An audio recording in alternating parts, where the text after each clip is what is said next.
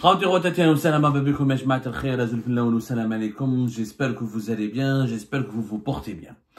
Des sources médiatiques marocaines et des sources marocaines le confirment, alors que les sources françaises et les autorités françaises n'abordent pas ce sujet, qui est devenu un tabou, certainement pour ne pas aggraver les relations encore avec l'Algérie. Et les sources marocaines le confirment. Le président du Sénat français, Gérard Larcher, est attendu au Maroc et plus exactement au Sahara occidental dans les jours à venir. Normalement, à partir de demain, le 22 février 2025, le président du Sénat français, l'un des personnages les plus influents de l'État français, devra aller au Maroc pour une visite de 3 jours qui va durer jusqu'au 25, du 23 au 25. Certaines sources marocaines parlent du 22 au 26. Et à partir du 26, il va terminer son séjour. Entre le 20 et le 25 février, il est attendu à l'Aïoun, au Sahara occidental. Je dis bien à l'Aïoun, au Sahara occidental. Il sera le deuxième personnage officiel de l'État français qui va partir au Sahara occidental après Rachida Dati. Rachida Dati qui a accompli cette visite, je vous le rappelle, en tant que ministre de la Culture de l'État français le 17 février dernier.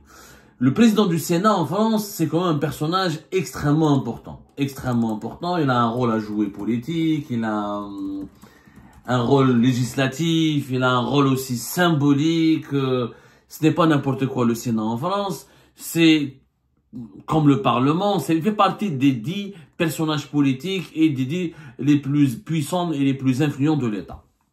Monsieur Gérard Larcher, quand il va partir au Maroc, il partira pas tout seul. Il va diriger une délégation importante et considérable puisqu'il sera accompagné par Cédric Perrin, sénateur de la région de Belfort, président de la Commission des Affaires étrangères, de la Défense et des Forces armées. Il y aura aussi monsieur Christian Cambon, sénateur du Val-de-Marne, président du groupe d'amitié France-Maroc. Et Hervé Marseille,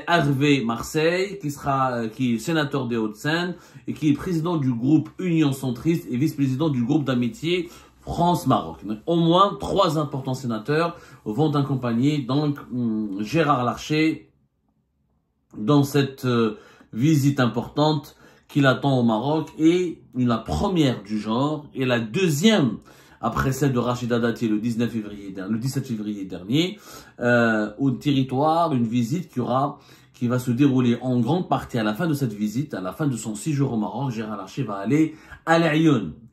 Ça va grincer les dents. En tout cas, je comprends les autorités françaises n'assument pas, parce qu'il n'y a pas de communication là-dessus. Les médias français n'en parlent pas. L'AFP n'en parle pas. Le Sénat français, les institutions françaises n'en parlent pas. Du côté français, on essaye de banaliser cette visite et on essaie de l'organiser dans une totale discrétion, sans faire beaucoup de bruit, sans susciter des interrogations, c'était la banaliser, comme c'est une visite normale. Ce n'est pas une visite normale dans le contexte politique actuel, parce qu'il y a une crise avec l'Algérie. Et à l'origine de cette crise, encore une fois, c'est le Maroc et le Sahara occidental. D'autant plus que ce n'est pas une visite banale, puisque c'est la première fois qu'un haut responsable français, après Rachida Dati, donc première fois un responsable français du Parlement, on va dire, ou du Sénat, enfin un président d'une institution française aussi importante, comme le Sénat, qui va aller à l'Aïoun. Il va rencontrer des responsables marocains dans la ville de l'Aïoun, Sahara occidental, que l'Algérie considère comme un territoire occupé et qu'elle appelle à appliquer la légalité internationale, à savoir le soumettre à un processus de décolonisation.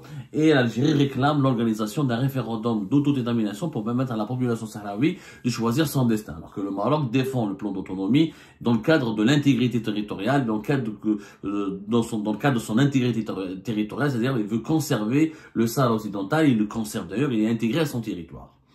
Gérard Larcher, donc à l'Aïoun, il va rencontrer le wali de la région de l'Aïoun. Il va rencontrer le président du conseil communal de l'Aïoun.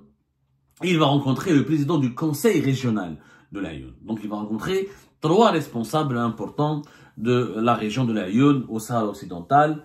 L'Aïoun, Dakhla, ce sont les 2 provinces ou les 2 régions les plus importantes de ce territoire controversé, parce que il fait l'objet d'un conflit diplomatique et politique de plus en plus intense, de plus en plus violent et de plus en plus brutal entre le Maroc et l'Algérie. Et aujourd'hui, tous les pays proches de l'Algérie et du Maroc, mais qui ont choisi de soutenir l'option marocaine dans ce conflit, eh ben, ils s'attirent les foudres de l'Algérie et ils provoquent des crises diplomatiques et politiques avec l'Algérie. C'est le cas de la France, où nous sommes dans une configuration de crise.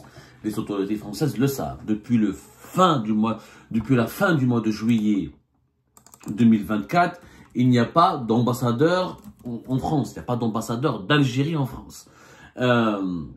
Les relations sont extrêmement tendues. Des attaques, l'arrestation et l'emprisonnement de Boualem Sansal le 16 novembre 2024 a fait basculer les relations dans un long feuilleton de mise-en-tente, d'incompréhension et les épisodes conflictuels ne cessent de se succéder. Rappelons la crise des influenceurs, la crise de l'expulsion des migrants algériens, la polémique de la dette algérienne des hôpitaux français. Ensuite, on parle les déclarations hostiles, la montée en puissance du discours anti-algérien au sein d'une certaine droite et d'une certaine extrême droite française. La riposte d'Abdelmadjid Tebboune, le président algérien, dans les quotidiens de l'opinion, le 2 février dernier. Et ensuite, le problème, les attaques et la riposte et les réactions du ministre français de l'Intérieur, Bruno Retailleau. La campagne médiatique à la fois en Algérie et en France, où il y a des attaques et des contre-attaques régulières, quotidiennes, où les médias des deux pays se sont lancés clairement dans une guerre médiatique sans merci et impitoyable. C'est dans ce contexte-là, je rappelle que d'ailleurs la diplomatie algérienne a réagi officiellement le lendemain, le 18 février, à la visite de Rachida Dati dans le territoire du Sahara occidental. La diplomatie algérienne, elle parle d'une consolidation du fait accompli au Sahara occidental, et elle parle d'une violation de la légalité internationale. Elle a même parlé d'une visite condamnable qui traduit un mépris, un signe de la légalité internationale de la part d'un membre permanent du Conseil de sécurité de l'ONU. L'Algérie, elle a usé d'un vocabulaire assez dur à l'égard de la France pour réagir à la visite de Rachida Dati. Elle parle d'une France qui se disqualifie, qui manque de respect à la communauté internationale et à la légalité internationale, d'une ancienne puissance coloniale qui est solidaire d'une nouvelle puissance coloniale, parce que l'Algérie considère le Maroc comme une nouvelle puissance coloniale. Donc, déjà, la visite de Rachida Dati, elle avait éloigné encore davantage l'Algérie du Maroc, elle avait éloigné encore davantage l'Algérie de la France, elle avait aggravé le fossé des tensions et des malentendus et des problèmes bilatéraux de l'Algérie et la France. Cette visite de Gérard Larcher, elle ne manquera pas non plus de attiser les tensions et d'aggraver encore davantage la crise et de renforcer l'éloignement qui sépare maintenant la France de l'Algérie. Moi, sachant que le Sénat en France, il a un rôle politique important quand même. Il a le pouvoir de lancer des procédures, de voter, de discuter, de débattre, de contrôler l'action du gouvernement et d'évaluation des actions publiques. C'est quand même le Sénat, c'est une institution importante, c'est pas un parti politique. Si c'était le président d'un parti politique ou un simple sénateur de son propre initiative ou un simple élu, non, on parle du président du Sénat. Le Sénat, quand même, est composé de 348 sénateurs élus en France et il a des prérogatives étendues, moins étendues que le Parlement français, mais il a des prérogatives assez étendues. Il contrôle l'action du gouvernement en France, il représente les collectivités territoriales, il a un rôle politique prépondérant et important en France. Il est dans la loi française, le Sénat français, il est co-détenteur du pouvoir législatif avec l'Assemblée nationale, avec le Parlement français. Donc, il est impliqué dans le dispositif législatif. Donc, le personnage du rôle du président du Sénat, c'est quand même un personnage important sur l'échiquier politique français. Gérard Larcher demeure quand même parmi les personnages les plus importants de l'État français. Est-ce que la France, moi je m'interroge, est-ce qu'elle pèse le pour et le contre de ses actions? La France, elle a officiellement soutenu le Maroc. Ok. Elle reconnaît la souveraineté du Maroc sur le Sahara occidental. c'est bon, et elle soutient l'option marocaine et le plan marocain d'autonomie pour le Sahara occidental, et elle considère que le Maroc est une province marocaine et il doit être conservé dans le cadre du territoire marocain sous la forme d'autonomie. Ceci dit, en pleine crise avec l'Algérie, sachant que l'origine et la cause de cette crise, c'est le Maroc et le Sahara occidental, puisqu'on l'a expliqué la dernière fois, pour l'Algérie, et il n'est pas question, le Sahara occidental est devenu une cause diplomatique nationale et une question même de sécurité nationale. Il n'y a pas que des considérations politiques, il y a aussi des considérations sécuritaires qui, selon les dirigeants algériens actuels, selon le pouvoir algérien actuel, justifient la défense ou ardente ou l'ardeur avec laquelle l'Algérie défend la cause du Sahara occidental. Et Abdelmadjid Tebboune l'a dit, il a dit que nous, la France nous a perdus parce qu'elle a fait le choix de soutenir la souveraineté du Maroc sur le Sahara occidental. Donc, après Rachida Dati, Gérard Larcher, au bout d'une semaine, au cours d'un seul mois, le mois de février, la France confirme donc son ralliement définitif au Maroc. En dépit de la colère de l'Algérie, en dépit des protestations de l'Algérie, en dépit du fait de la réalité de la crise avec l'Algérie, la France continue officiellement et de manière discrète, sans l'assumer, parce qu'elle l'assume pas, les autorités françaises ne l'assument pas. Pourquoi ils l'assument pas? Je vais vous dire pourquoi ils l'assument pas. Continue d'appuyer la position marocaine, au détriment de la position algérienne. Est-ce que ce n'est pas de la provocation? Je pense que les autorités françaises doivent maintenant jouer carte sur table. Si la France ne veut plus de partenariat avec l'Algérie, elle doit le dire. Elle doit le dire, voilà, nous, on ne veut plus de ce partenariat avec l'Algérie. L'Algérie, pour nous, c'est pas, on a testé, on a essayé de faire des alliances, ça ne nous convient pas, ça ne marche pas, on s'entend plus avec l'Algérie, nos intérêts sont plus importants au Maroc, c'est nos intérêts les plus importants sont au Maroc, notre partenaire privilégié, c'est désormais le Maroc, et voilà, la France, c'est un État souverain, bien sûr. L'Algérie n'a pas le droit de lui dicter sa conduite.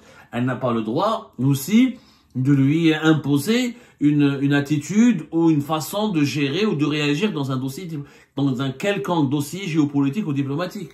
Mais ceci dit, la France ne peut pas prétendre aujourd'hui vouloir avoir des relations privilégiées avec l'Algérie, alors qu'elle est dans son comportement. Parce que quand je vois les déclarations du chef de la diplomatie française, on est pour le dialogue, on est pour le rapprochement avec l'Algérie, on a des intérêts en commun, on a des intérêts importants, l'Algérie, quoi qu'il arrive, c'est un partenaire important, c'est un pays ami avec lequel on doit tisser une alliance, et notre amitié doit rester solide, on doit la renforcer, parce qu'on a des intérêts communs. Et de l'autre côté, les autorités françaises, ils font exactement ce qui énerve, ce qui exaspère, ce qui dégoûte les dirigeants algériens, à savoir aider le Maroc, l'accompagner dans sa politique de l'emprise sur le territoire du Sahara occidental. Parce que pour l'actuel pouvoir algérien, il s'agit d'une emprise, il s'agit d'une occupation, c'est pas légal et c'est un acte dangereux qui menace la sécurité et l'unité du Maghreb. C'est comme ça que les dirigeants algériens le conçoivent. Est-ce qu'ils ont raison ou ils ont tort? C'est un autre débat. Mais maintenant, la France, elle doit faire un choix. Elle doit être sincère avec les dirigeants algériens. C'est que la position française actuelle, elle est en partie aussi responsable de la dégradation des relations avec l'Algérie. J'ai l'impression que les autorités françaises actuelles, ils gèrent l'Algérie, ils gèrent le pouvoir algérien comme s'ils avaient affaire à un enfant, à un adolescent turbulent qu'il faut manipuler, à qui il faut faire des cadeaux, qu'il faut essayer de séduire, qu'il faut essayer de calmer, ou qu'il faut essayer d'arnaquer avec des déclarations douces, mielleuses, mais au fond, on n'a pas envie de l'aimer, cet adolescent. Enfin, la France n'a pas envie d'aimer le régime algérien, n'a pas envie d'avoir une amitié réelle avec le régime algérien, parce que le pouvoir algérien, il est au moins clair, net et précis. Pour lui, il faut, celui qui veut être ami, celui qui veut être l'allié de l'Algérie, ne peut pas être l'allié du Maroc.